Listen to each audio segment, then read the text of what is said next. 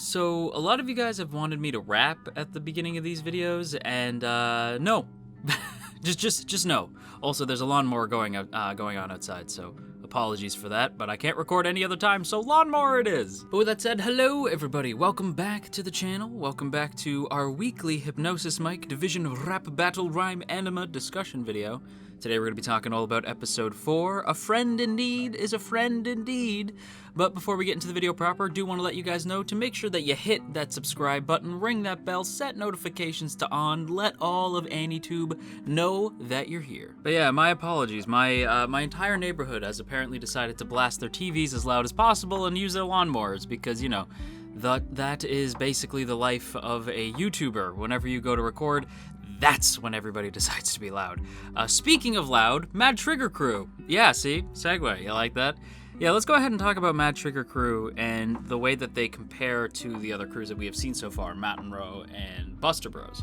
We still haven't seen Fling Posse yet, and that kills me.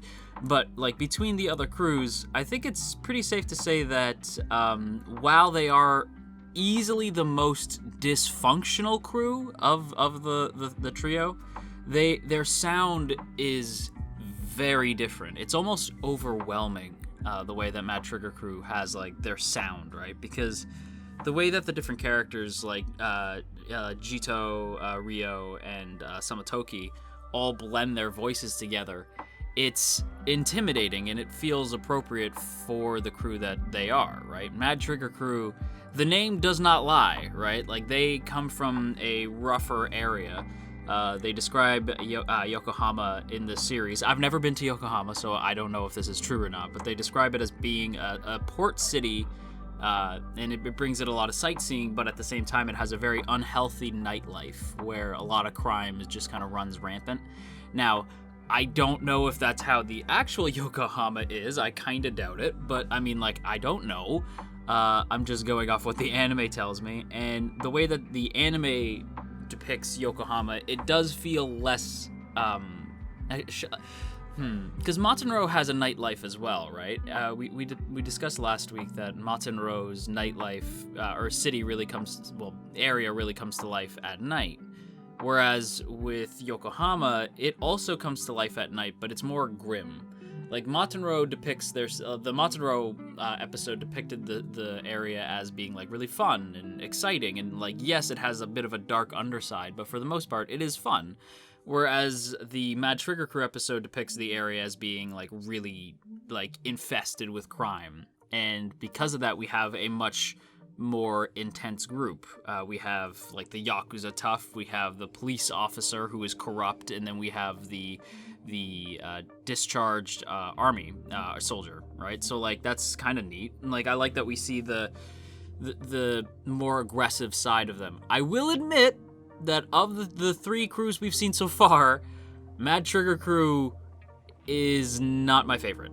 Like, I really like Ryo a lot, but as a trio, I'm not feeling it as much as I felt like Buster Bros. Like, Buster Bros is fun and in your face and goofy, but, like, they love Ichi, and we have discussed that maybe they lean a little too heavy on Ichi, but that's great for character development, like having the other characters, like, learn to sort of come into their own. Matenro is just fun, right? Like, Matenro is just, like, cool and exciting. Like, Hifumi is, like, the fun-loving one. Like, Doppo is, like, the poor one like, the world feels against him. I like Matenro a lot. Mad Trigger Crew, I like too. It's just, of them, like, to me, I'm just like, this feels like a Yakuza game if it got animated.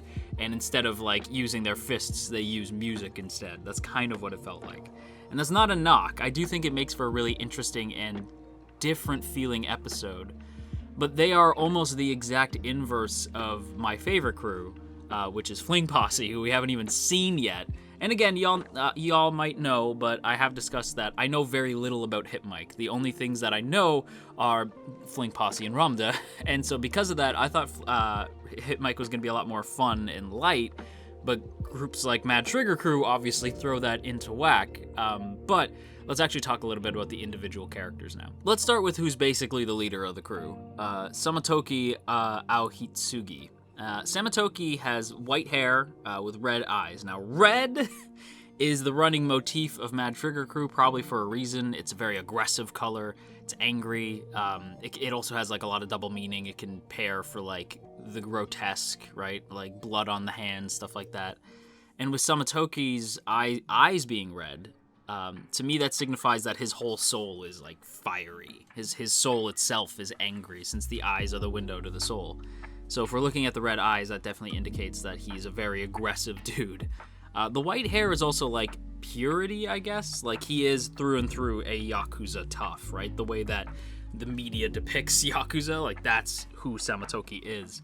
He even has like a white button-up shirt as well. Like white is like the other underlying color in Samatoki's design. In fact, it's the most overpowering, but the red still shines through. Like his eyes have really piercing gaze, and especially when he's angry, they almost like flare up.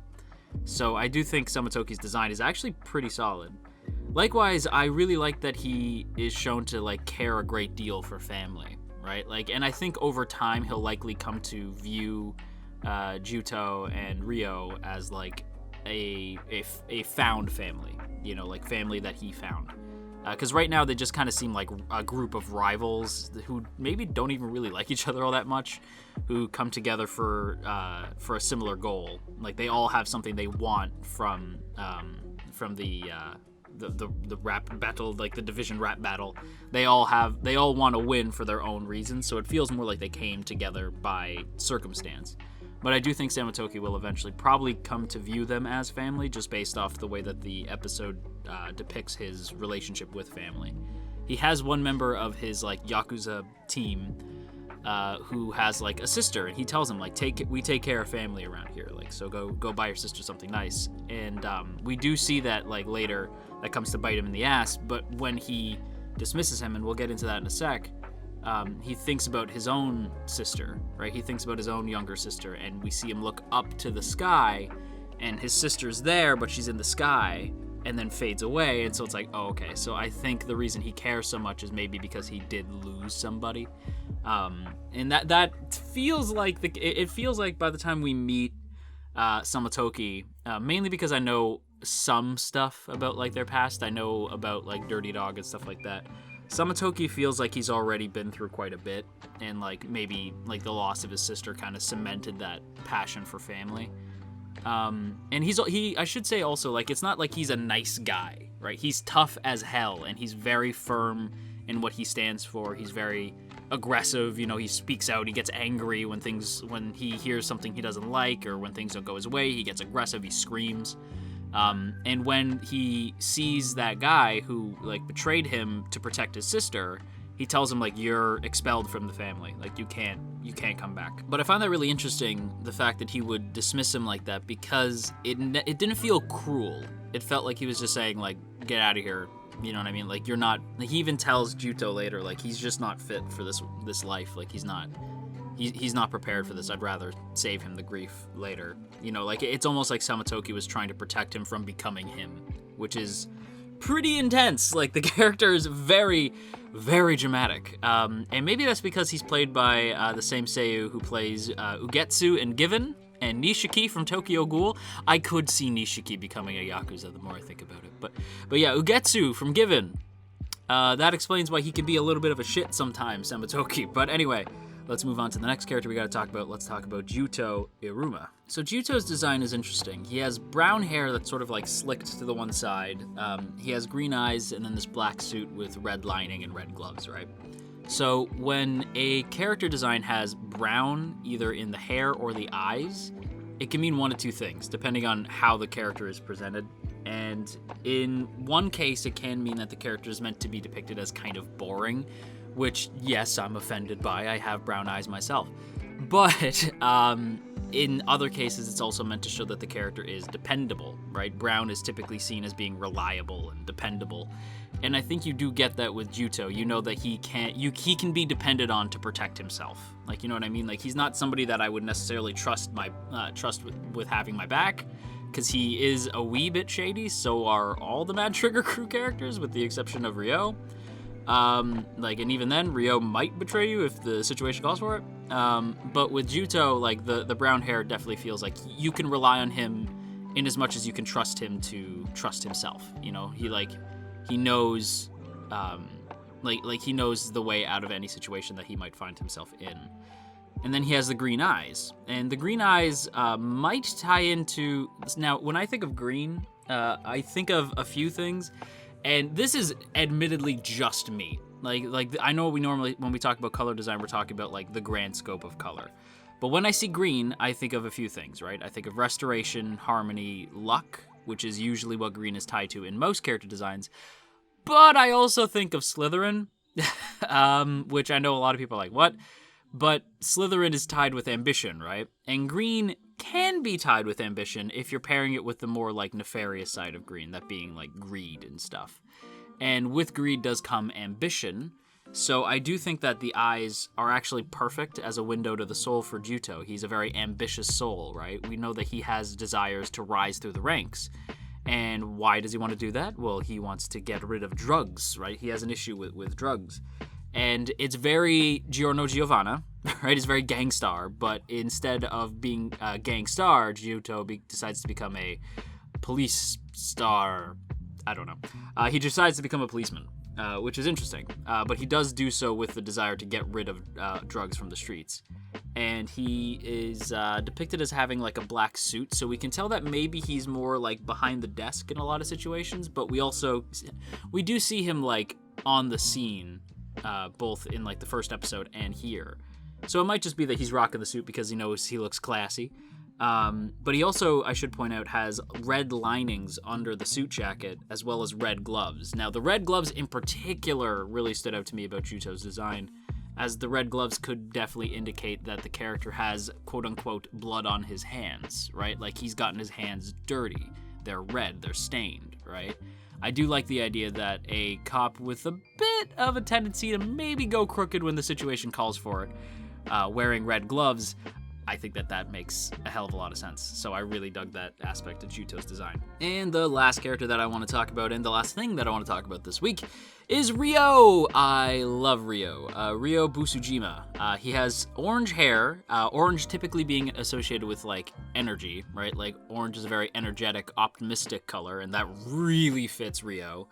And he has some blue eyes, and blue eyes is typically seen as being secure, authoritative, and that does make a lot of sense. Ryo is very much he's a military guy, right? He is definitely like straight-laced by the book, but he also will open up a can of whoop ass if the situation calls for it. So I do think his design makes a lot of sense. We know that the orange hair also makes sense for the character given how optimistic he is in trying to get his senior officer back from the weird special prison thing that they put into place. What is it? I can't remember their names now. The something of words, the party of words. I can't remember. The people who took over and installed the hypmics. Ryo wants to get his commanding officer back, who was taken by them and put in this special prison.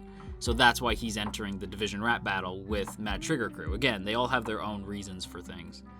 But also, really interesting about Ryo's design is the black and gray camo, right? Now, I like that it's black and gray and not like green and light green, which they could have easily done, but going black and gray, it not only makes more sense given that he's in a city, right? Like, he'd want to blend in more with like the buildings, so he would be wearing black and gray, but also it makes more sense in the way that his character is depicted, as he can sort of skirt this line of walking in a sort of morally gray area without going too far into the gray.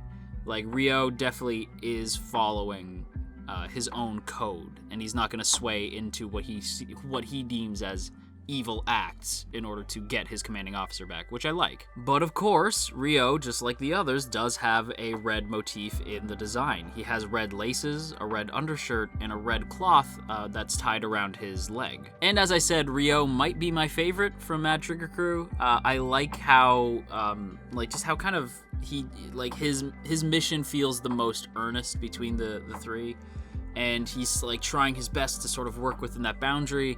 And he's this like big badass dude, but he's very gentle, and he's like a bit odd, right? He loves his weird cooking, right? Like when we see him, he's like cooking a frog, and I don't even know what, because that's what he was trained to do in the military, is to like eat the food that the land gives, right? And we see him like get upset when the others don't want to eat his food and stuff like that. It's very funny. And I really like his relationship with Dice as well. Like, we see in the casino part of the episode that he has a dynamic with Dice, the gambler character from Fling Posse, which was nice, and I like that. Like, people have pointed out that the next episode will feature the characters who are the crew who's not the main focus, but are featured in that same episode, which is neat. Like, we actually have seen that happen throughout each episode. Like, we'll get a cameo from the crew who's going to be the focus of the following episode, which is always cool. So it was nice to see Fling Posse kind of show up for a hot second. And I love the line, like, without pride, a noble cause has no meaning.